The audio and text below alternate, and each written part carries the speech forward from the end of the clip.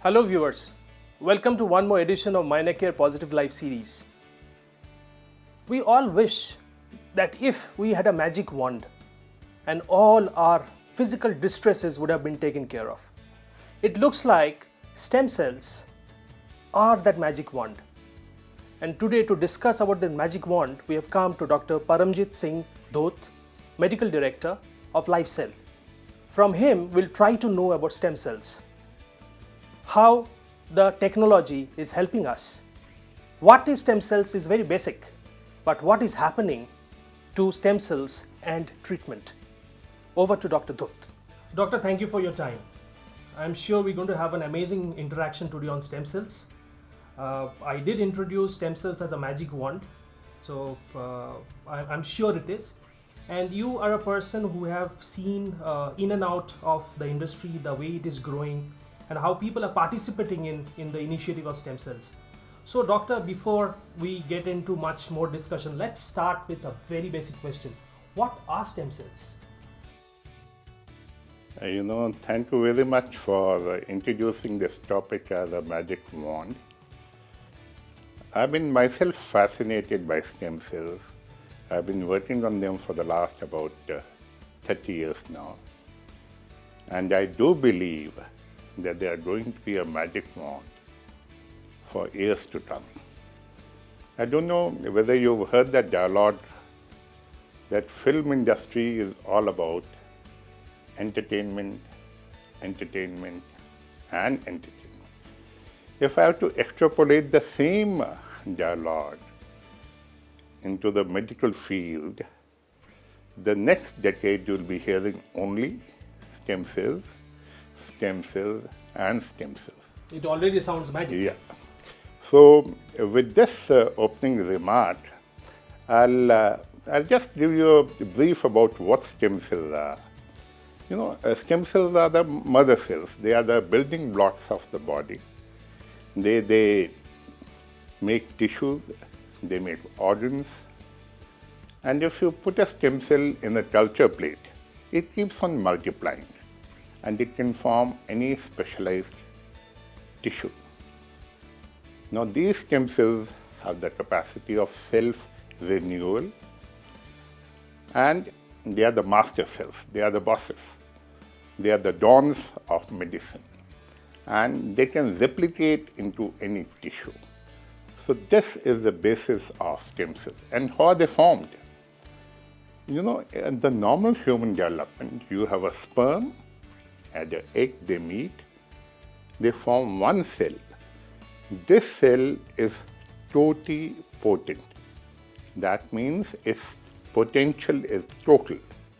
Now, if one of these cells is put in the mother's uterus, it has the capacity to form one organism, that is a fetus, a child. Right.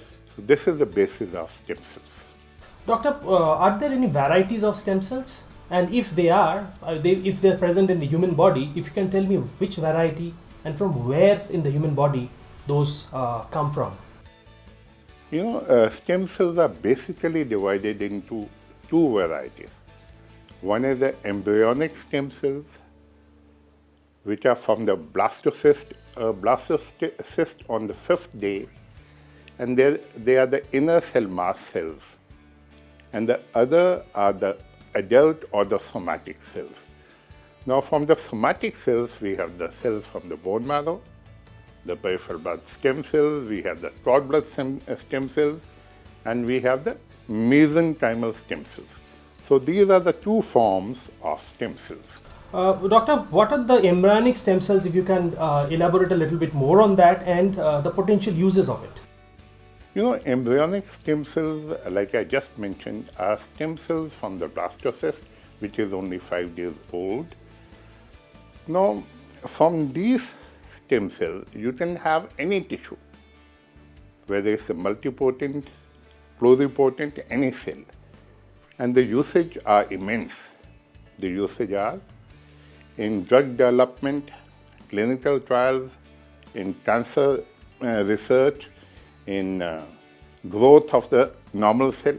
So the potential is vast, research is vast, And a lot of money, billions of dollars have been pumped into research on embryonic stem cells. I guess all magic wands comes out of research only. Only, yeah. And you spend 30 years seeing the development.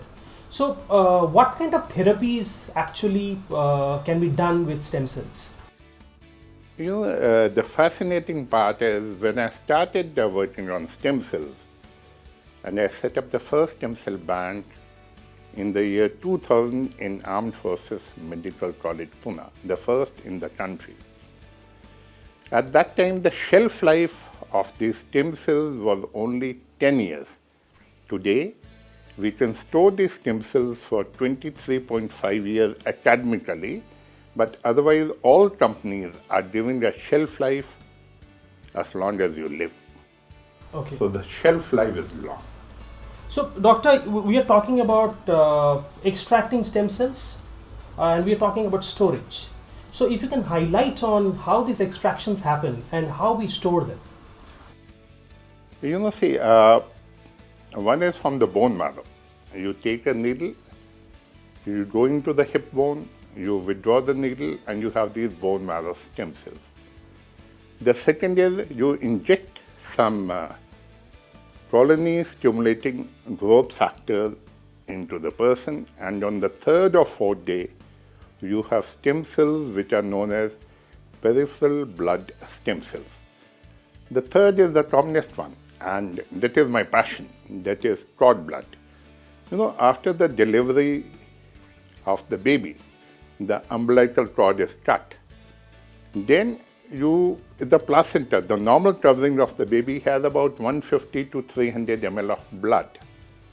We just cannulate the umbilical vein and collect about 80 to 100 ml of blood, which is very rich in stem cells. So that is the storage of these cord blood stem cells after the delivery of the baby. What we were doing earlier, the moment the baby was delivered, the placenta expelled, you threw it into the garbage. Now from the same garbage, we are converting the garbage into gold in the form of stem cells, which are life-saving. Right. Doctor, storage, I'm sure there is some technology being used to store this. From 10 years to 23.5 years theoretically, but we are talking about lifetime. So what storage techniques are we talking about? We have seen this in science fiction movies about people being stored. We are talking about cells out here. If you can, for our viewers, if you can just tell how this storage happens. I have read a lot of novels by Arthur Haley, Final Diagnosis, being a pathologist. But stem cells are more fascinating. All you do is you remove the red blood cells. What is left is the stem cell. Now these stem cells, we add dimethyl sulfoxide. It is a chemical which is a cryoprotectant. We add 10% DMSO, and then we gradually lower the temperature of the stem cells from the normal temperature to minus 196 degrees centigrade, and they are preserved in liquid nitrogen. So we store 25 ml of the stem cells with DMSO, shelf life academically 23.5 years. All companies are propagating lifelong storage, which I personally feel, having been in the field for 30 years, will last. So doctor, very interesting. The baby looks like is being saved. So it's a huge relief for the parents. What about the parents? Is there anything for the adults? I'm sure there would be stem cells in our body. I'm talking about adults. So how do you extract that? How do you store that? And how do you use that? Now let me go back to the same cord blood stem cell.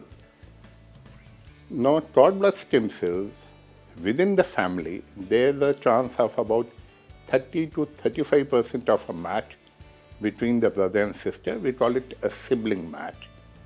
Maybe with the father or the mother, or maybe even with the grandparents. Okay. So stem cells of the grandchild have been used in the grandparents.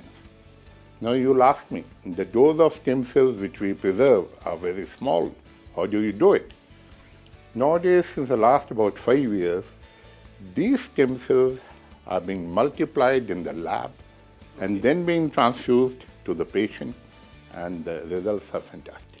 So, doctor, I don't know whether to ask this or not, but are we linking stem cells to DNA, because DNA map from the grandparents to siblings? So there is some map which is there. So is it that we are trying to extract, and that actually helps our? Basically, stem cells are all about genes and chromosomes, but unless you have what is known as a human leukocyte antigen matching, HLA matching, you can't give it to the person. The body will reject it as a foreign substance. Like in blood banking, we have blood group A, B, AB, and O. Similarly, HLA matching is there, which has to match the recipient and the donor before we do this. Right. Doctor, thanks for highlighting the fact that parents, grandparents, and siblings can come as a rescue if need be. What about my own body? I mean, are there any stem cells within my body that can be extracted, can be stored, and can be used when I need them? Why not? What are the sources? You asked a question which I'm very frequently asked. A lot of people tell me, ring me up and ask me, there's so much of cancer in the society, so many lifestyle diseases. I don't want to die from cancer. Can I have my own stem cells as a backup? I tell them, yes. You can store your bone marrow cells or peripheral blood stem cells in all this liquid nitrogen, and that can act as a backup for you. But this is yet to take off. What people are presently doing, they are preserving the cord blood stem cells and hoping that they will match the grandparents or the parents which can be used. Okay, doctor, coming back to the cost of this whole process. I understand with technological innovation the costs come down, and I know for sure that when the cost comes down, it becomes much more inclusive in nature. So if you can highlight how the costs have changed and what currently is being done by the stem cell banks to reach out to people. When I started off, we were collecting cord blood only for the armed forces personnel in Pune. Later in 2004, Lifecell came into being. I was the technical inspector for Lifecell on behalf of the regulatory body to inspect Lifecell and give it a license. They were good, a license was given. Now, after the license was given, they started off, and today Lifecell has 180,000 cord blood units stored in Chennai, and we have a second unit in Manesa, a backup unit.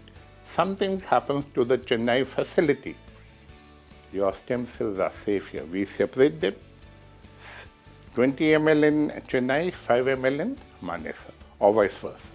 So we have a backup plan. Secondly, as on today, Lifecell is the largest private cord blood bank in the world. And coming to the costing part, when my elder granddaughter was born, she is 8 today. She was in fact 8 on the 19th of February. I paid 1,25,000 to Lifecell. When my younger daughter was born, she is 1.5 years old, I paid 55,000 again to Lifecell. Today the cost is 45,000 for storage, and the storage is being promised is lifelong. I personally feel the way things are going, the industry, the prices will settle down anywhere between 35 to 30,000, and we are trying to reach the maximum population, right up to the lower middle class, so that everyone can avail of this life-saving health insurance policy. I call it a health insurance policy because it is a backup not only for the siblings but for the parents and the grandparents. So, doctor, in fact, while we have been talking stem cells, in your last remark, you related it to health insurance. Health insurance is still growing in India, and people are doing, the companies are doing a lot to make people aware of the utility of health insurances. So, there is one part, availability of a particular technology which is life-saving, in my words, magic wand. The other is people knowing about it. So people knowing and realizing the utility of this is something. So what kind of approach does the existing banks take to reach out to people? See, when I started off with Lifecell a few years back, you'll be surprised, but I traveled about 25 days in a month just to make the doctors aware of what stem cells are, what cord blood is, and how do we do it. Over the years, the acceptability is there, receptivity is there, and the media has helped us a lot. We have a lot of articles in India today. We have articles in various English and Hindi newspapers. And very lately, just recently, I've published a book on stem cell banking and transplantation, the first book of its kind in the country. This is the fourth reprint within 6 months of the publication, and we are distributing this book to all doctors and everyone who has an interest in stem cells. So from our side, we are making an effort. My request to the media and to people like you is, the more people become aware of this modality, a safe modality, is a good healthcare insurance, and maybe it may turn out to be a magic wand, in your words. Doctor, coming back, you are interacting with common people who would subscribe to stem cell storage, taking care of eventualities in the future, and it looks like the doctor in between is a very important link. So what kind of feedback and reaction are you getting from the doctors community at large? We've approached the Indian Medical Association, the physicians, pediatricians, but our main target is the gynecologist. The mother-to-be and the mother goes to a gynecologist. She's with that person, gynecologist, for 9 months. So we do target gynecologists. We have continuing medical education lectures for them. We make them aware. My book has been given to them.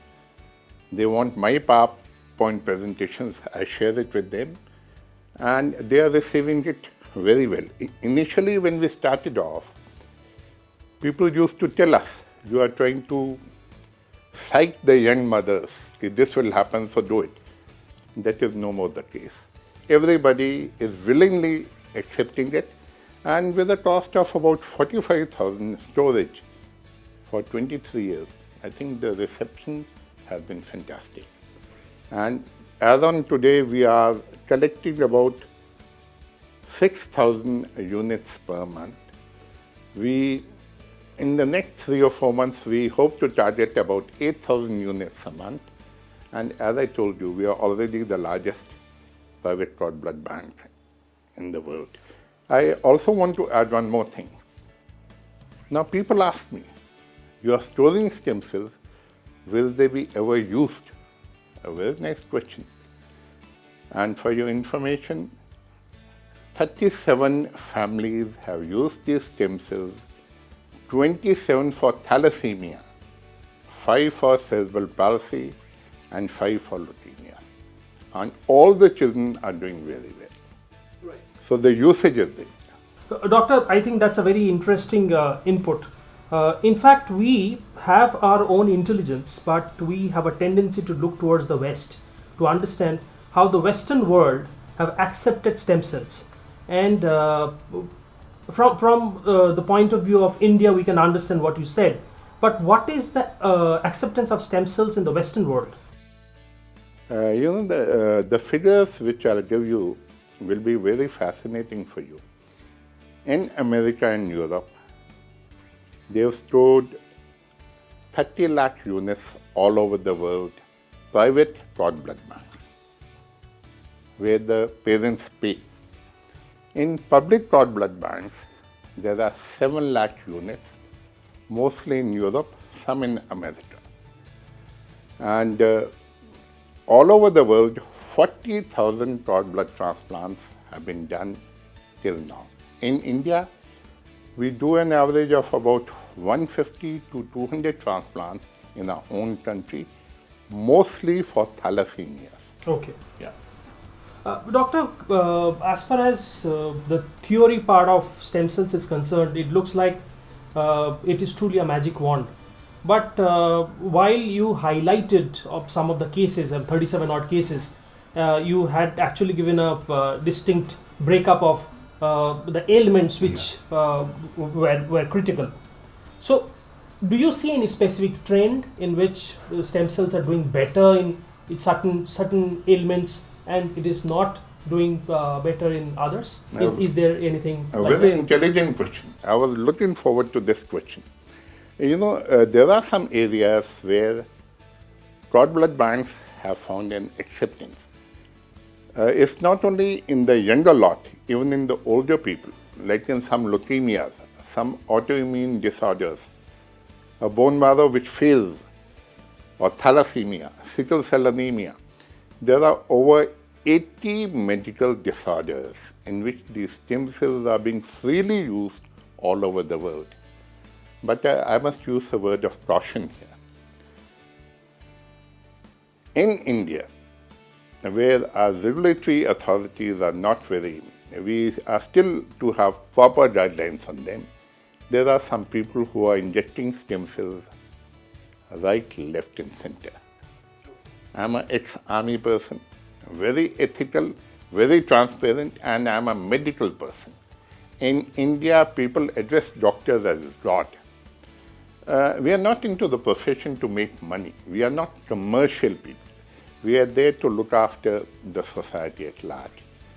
I'll be happy if I can give vision to a person who's blind from his childhood.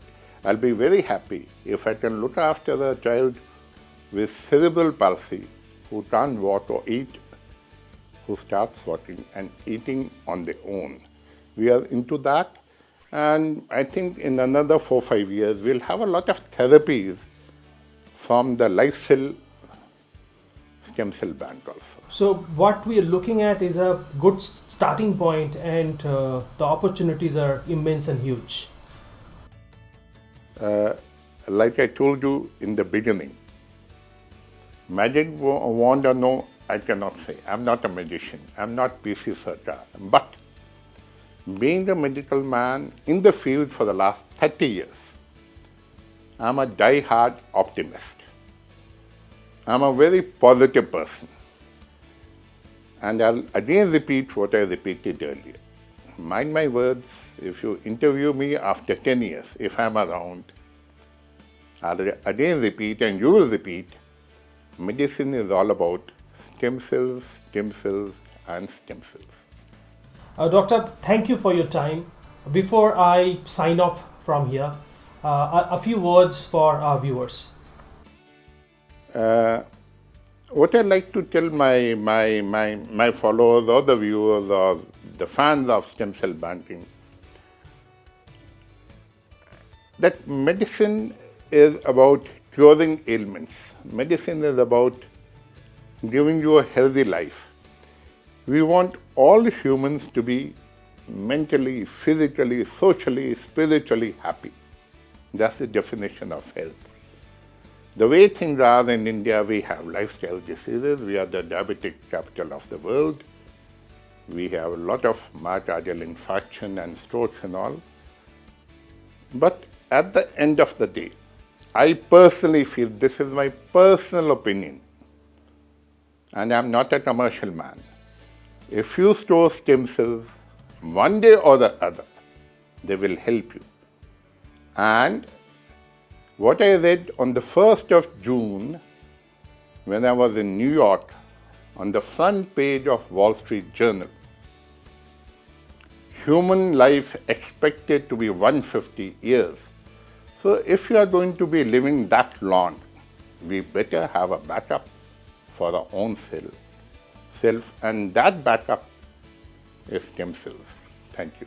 Thank you so much, Doctor. We really appreciate your time. Thank you very much.